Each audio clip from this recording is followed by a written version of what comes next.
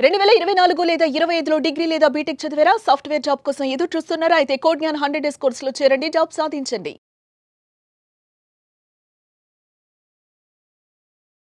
నమస్కారం డాక్టర్ శ్రీ ఆచార్య అనంతకృష్ణ స్వామి గారు. నమస్కారం అండి. పెద్దవాళ్ళు ఏదైనా సరే నర్మగర్భంగానే చెప్తారు.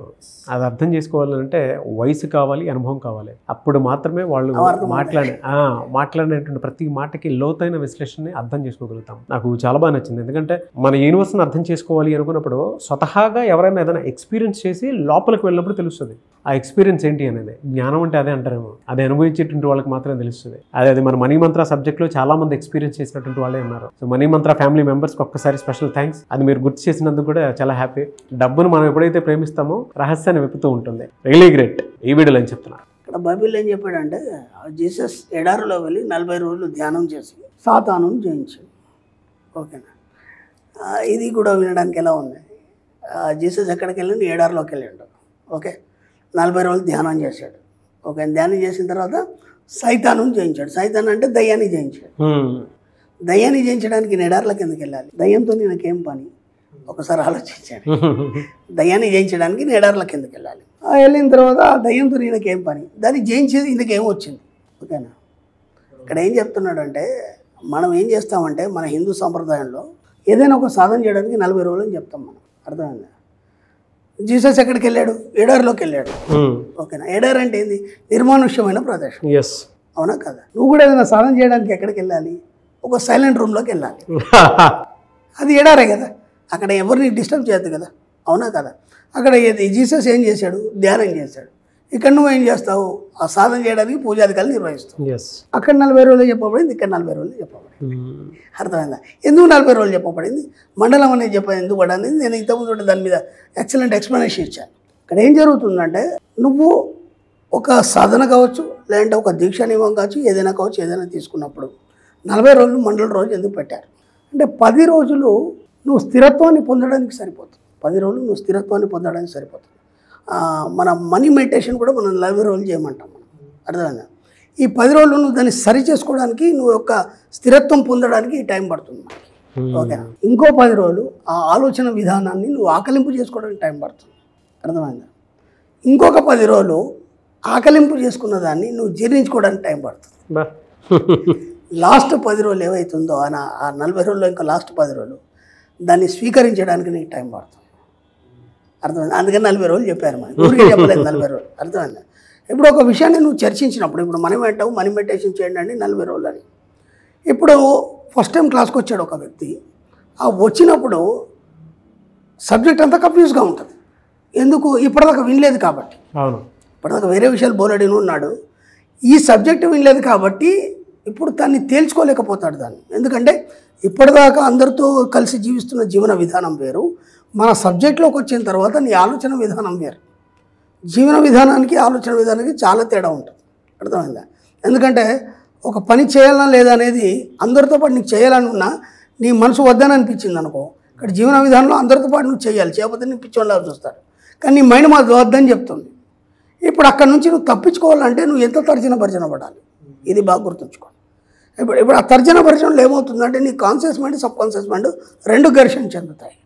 ఇప్పుడు ఎందుకంటే నీకు అది ఇప్పుడు ఇంతకుముందంటే మనం దేవుళ్ళకు పూజలు పునస్కారాలు బోలెట్ చేస్తున్నాం. మన సబ్జెక్ట్లోకి వచ్చిన తర్వాత అవన్నీ మారిపోయినాయి. ఇప్పుడు మిమ్మల్ని అందరూ వ్యతిరేకిస్తున్నారా లేదా? అరే వీళ్ళు ఇంతకుముందు బాగా గుడికి వచ్చేవాడు, పూజ చేసేవాడు, ఇప్పుడు రావట్లేదు, ఏమొచ్చిందో అని చెప్పేసి అంటున్నారా లేదా? నీతో దగ్గర కలుస్తున్నారు, ఎవరు కలవట్లేదు కదా. ఇప్పుడు నువ్వు అందరికంటే భిన్నంగా కనిపిస్తున్నావు కదా. అవును. కాబట్టి ఇవన్నీ ఎలా ఉంటాయంటే అది జీర్ణించుకోవడానికి మన క్లాస్కి వచ్చిన తర్వాత మనీ మెడిటేషన్కి వెళ్ళాలి, 40 రోజులు చేయాలన్నప్పుడు ఆ 10 రోజులు ఈ ఘర్షణలో కొట్టుబెట్టాడుతాడు మనకి. అర్థమైందా? ఇంకో 10 రోజులు సబ్జెక్ట్ ఇది ఎంతవరకు కరెక్టు, అవునా కాదా, అవుతుందా కాదా అనే కన్ఫ్యూజన్లో ఆ 10 రోజులు కొట్టుబెట్టాడుతాడు. అవును, అర్థమైందా? ఇంకో 10 రోజుల్లో స్థిరత్వానికి వస్తాడు. ఎందుకంటే ఆ కన్ఫ్యూజన్లో అటు ఇటు తేలిపోతుంది. ఎందుకంటే ఇక్కడ సమస్యలు ఒత్తిడి చేస్తాయి. ఆ సమస్యలు ఒత్తిడి నుంచి ఇప్పుడు బయటపడాలంటే ఈ సబ్జెక్ట్ తప్ప ఇంకోటి లేదు. ఎందుకంటే క్లాస్లో విన్నట్టు కాబట్టి తెలిసిపోయింది. ఓకేనా?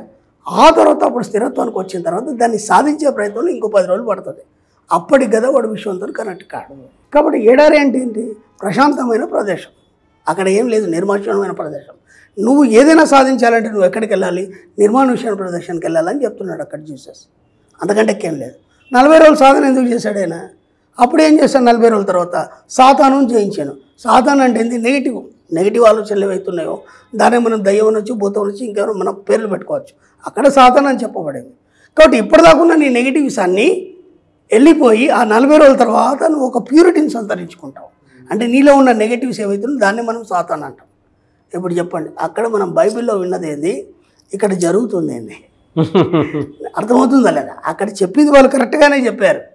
మనం అర్థం చేసుకోవడంలో పొరపాట్లో ఆయన వెళ్ళాడు, ఎడరలో కూర్చున్నాడు, 40 రోజులు ధ్యానం చేశాడు, సైతానం జయించాడు, ఇది తప్ప మనకి ఇంకా వేరేదేం కనిపిస్తలేదు ఆ పదాల్లో. కానీ లోతుకి వెళ్ళినప్పుడు కదా ఆయన ఏం చెప్పిండు అనేది అర్థమవుతుంది మనకి. కాబట్టి ప్రతిదీ కూడా మనకి ఏది తీసుకున్నా సరే, ఏ వాక్యం తీసుకున్నా సరే, ఏ శ్లోకం తీసుకున్నా సరే, ఏ పద్యం తీసుకున్నా సరే, ఎలాంటి ఆయత్ తీసుకున్నా సరే ఖురాన్ నుంచి ప్రతిదీ కూడా మనకు సక్రమంగా చెప్పబడింది. ఎందుకంటే వాళ్ళు మహానుభావులు ఎంతో ఆలోచించి వాళ్ళ అనుభవాలతో రాస్తారు తప్ప ఊరికే చెప్పలేదు మనకి. అర్థమైందా? దాన్ని అర్థం చేసుకోవడంలో మిస్టేక్లో మనం ఏం చేస్తున్నాం అంటే పొరపాట్లు చేస్తున్నాం.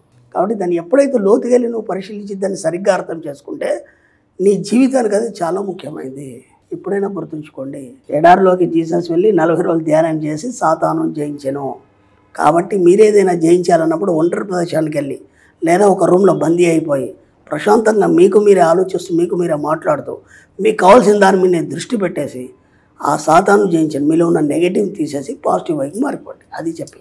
ఫెంటాస్టిక్ సబ్జెక్ట్ అండి. అంటే నాకు తెలిసి మన సబ్జెక్ట్లో ఇంత స్పిరిచువాలిటీతో పాటు ఇంత మీనింగ్ఫుల్ డీప్గా ఉండేటువంటి రీసెర్చ్ మనీ మంత్ర సబ్జెక్ట్లో తప్ప ఇంకెక్కడ దొరకదు. నేను అనేది ఏంటంటే సార్, ఇది ఆధ్యాత్మికత కాదు, ఇది స్పిరిచువల్ సైన్స్. ఇది అవును, ఆధ్యాత్మిక చైతన్యం చేస్తున్నాం. చైతన్యం చేస్తున్నాం. మనం ఎక్కడ దేవుణ్ణి మొక్కమని చెప్పట్లేదు, పూజలు చేయమని చెప్పట్లేదు.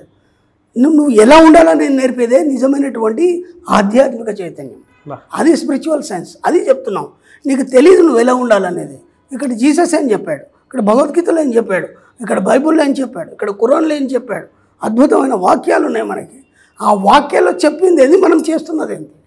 అందుకని ఈ ప్రవక్తలు ఉన్నారు, వాళ్ళు ఏదేదో చెప్తున్నారు, బోధిస్తున్నారు, దాన్ని పట్టుకొని మన ఉనికిని కోల్పోయి వాళ్ళ మూడ్లోకి వెళ్ళిపోయి మన జీవితాన్ని టైం వృధా చేసుకుంటున్నాం.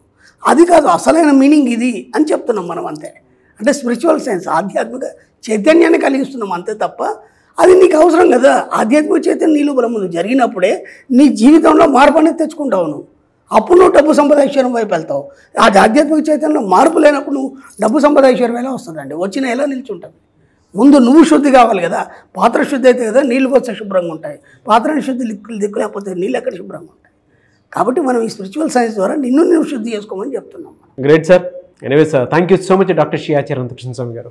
థ్యాంక్ యూ అండి. సుమన్ టీవీలో మీ పర్సనల్ అండ్ బిజినెస్ ప్రమోషన్స్ కోసం కింది నెంబర్కి కాంటాక్ట్ చేయండి.